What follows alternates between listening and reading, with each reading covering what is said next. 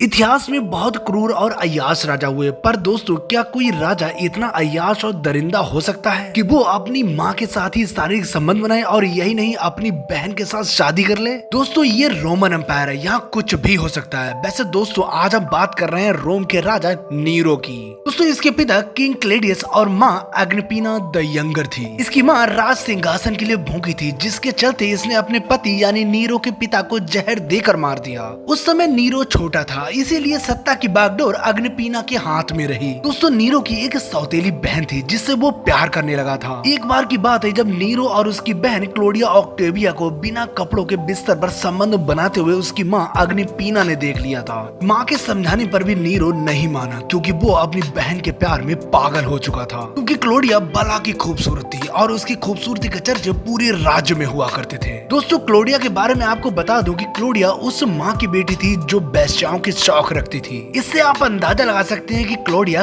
कैसी रही होगी। अब वो अपनी माँ पर ध्यान नहीं देता, वो अपनी माँ की बात भी नहीं सुनता था और इसीलिए उसकी माँ अग्निपीना ने नीरो को कंट्रोल करने के लिए उसके साथ शारीरिक संबंध बनाए। अग्निपीना ने माँ बेटे के इस रिश्ते को तार तार कर दिया। अब धीरे धीरे नीरो को अपनी माँ का हुक्म चलाना अच्छा नहीं लगता था, क्योंकि अब नीरो की ताकत बढ़ती जा रही थी। दोस्तों इतिहासकारों के अनुसार जब नीरो ने अपनी मां को मारने के लिए सिपाहियों को भेजा था, तो उसकी मां ने सिपाहियों को इशारा करते हुए कहा कि चाकू मेरे पेट में मारा जाए, जिसमें नीरो का पाप पड़ रहा है। दोस्तों अपनी मां को मरवाने के कुछ सालों के बाद इसने अपनी पत्नी यानी बहन को ये कहकर मरवा दिया कि वो उसे उत्तराधिकारी नहीं दे पाई। दोस्तों नीरो के बारे में एक और कथन बहुत प्रचलित है कि जब रोम जल रहा था तब नीरो बांसुरी बजा रहा था। सन 64 ईस्वी में रोम का एक हिस्सा जलकर राख हो गया था। दरअसल नीरो ने ही रोम के उस हिस्से को जलवाया था, क्योंकि वो वहाँ पर अपना गोल्डन हाउस बनवाना चाहता था। और जिस समय रोम जल रहा था तब वो अपनी बालकनी में खड़ा होकर एक वाद्य यंत्र बजा रहा था। और इस घटना के बाद उसने एक महल बनवाया जिसमें एक गोल्डन रूम था जिसमें नीरो रहा करता था। इसकी इन्हीं हरकतों की वजह से इसके मंत्रियों और सैनिकों ने इसके खिलाफ विद्रोह कर दिया और अंत में इसने आत्महत्या कर ली। वैसे दोस्तों आपको नीरो की ये स्टोरी अच्छी लगी हो तो प्लीज सब्सक्राइब करें, क्योंकि हम ऐसे ही रियल और इंटरेस्टिंग वीडियो लाते रहते हैं।